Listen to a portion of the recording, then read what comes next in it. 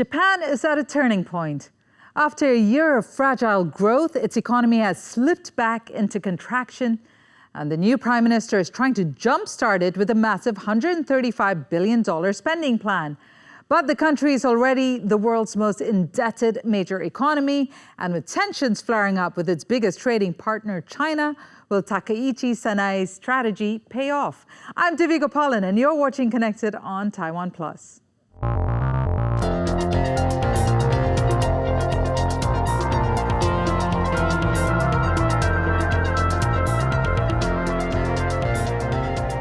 To help us chart Japan's economic direction and its impact on Taiwan and the region, we are joined by Akira Igata from Tokyo, a project lecturer at the Research Center for Advanced Science and Technology at the University of Tokyo, and in New Taipei City, Professor Tsai Hsi-Hsun from the Graduate Institute of Japanese Political and Economic Studies at Tamkang University. Great to have you both on the show.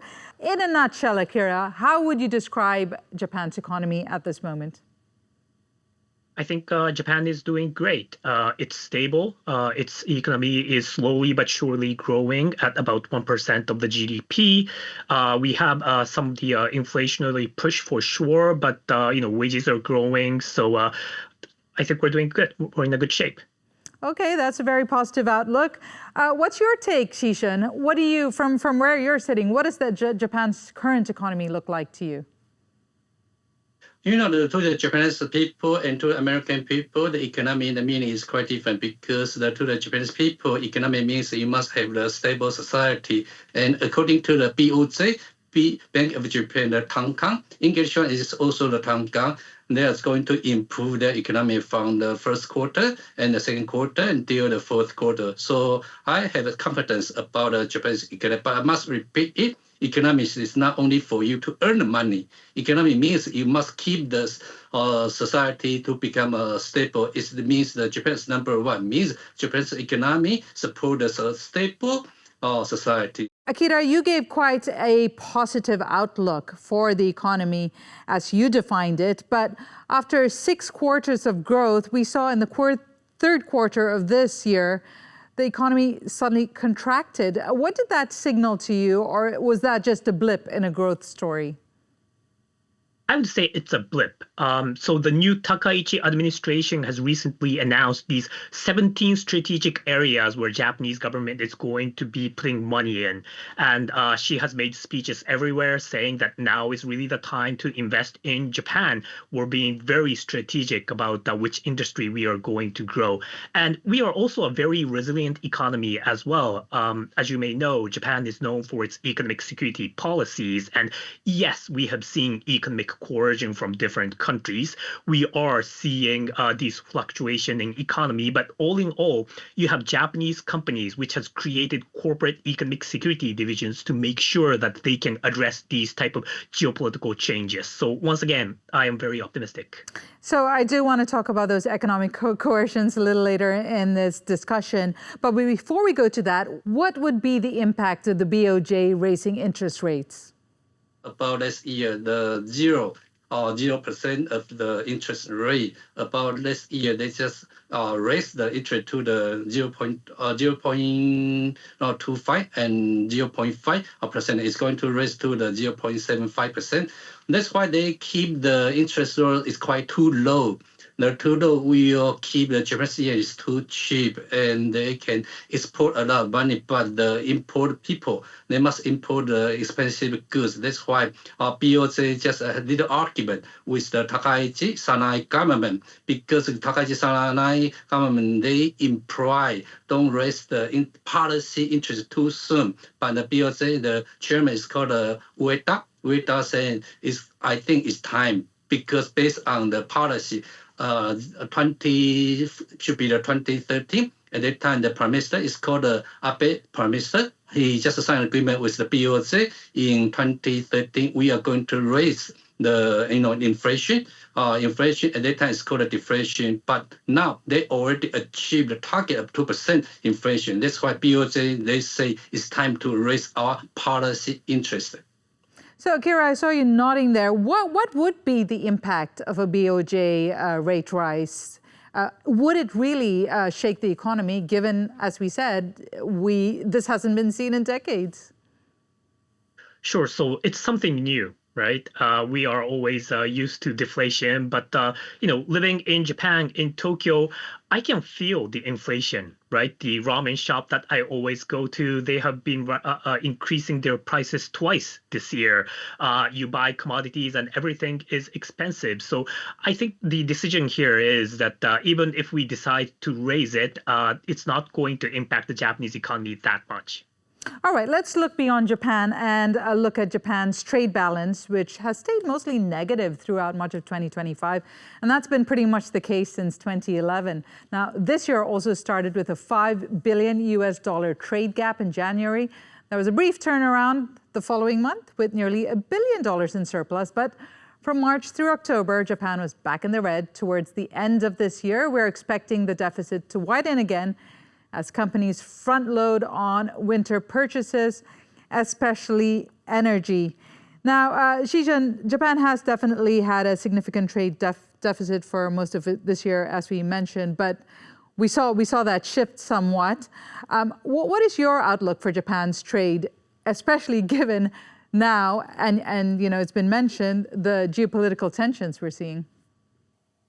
Japan's trade deficit means they buy so much goods from the mainland China, but Japan earned a surplus from the United States. So another keyword must be the made in Japan, because until about 1980s, Japan can produce so many good quality and export to the foreign country. But how about the mainland China now? It's just good enough. That's why they face the problem of trade deficit. But now Japan is going to transform the economy to a new industrial, for example, the AI and semiconductor, and maybe the military defense equipment, and maybe the rare earth. So I think they are going to adjust the deficit. So Akira, to bring that point home, what is the situation with mainland China, especially since it's been a month since tensions have risen between Tokyo and Beijing?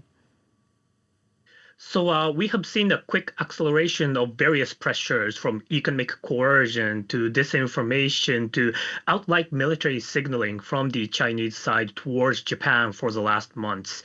And I am a little bit worried because they have accelerated their pace of different pressures in such a quick way. They have stopped the imports of Japanese seafood immediately after they've decided to re-import them. So that has been a big shock. There has been a pressure from the tourism side, with the Chinese government canceling many of the group tourists coming to Japan. There's also have been a message from the Chinese government to tell the students, Chinese students, to refrain from studying in Japan as well. And then there have been various military exercises near our territorial, near our waters as well. So that is concerning. I think that the important point to note here is that the Japanese side has not punched back, right? We have not stopped any imports to China. We have not restricted any exports to China. We have not restricted any students or tourists to go to China. So you can see clearly that one party is engaging in economic coercion and another side is taking a very restrained approach. On that note then, Akira, then what are we seeing that this administration is doing with perhaps their economic plan for the year going forward that takes into account these tensions?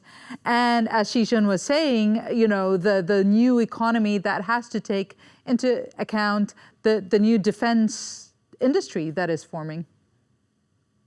So a few points. One, I think it's important that if you look at, once again, these 17 strategic areas that Prime Minister Takaichi has decided to invest in, many of these areas employ critical and emerging technologies, including artificial intelligence, uses various semiconductors, biotechnology, biomanufacturing, and so on.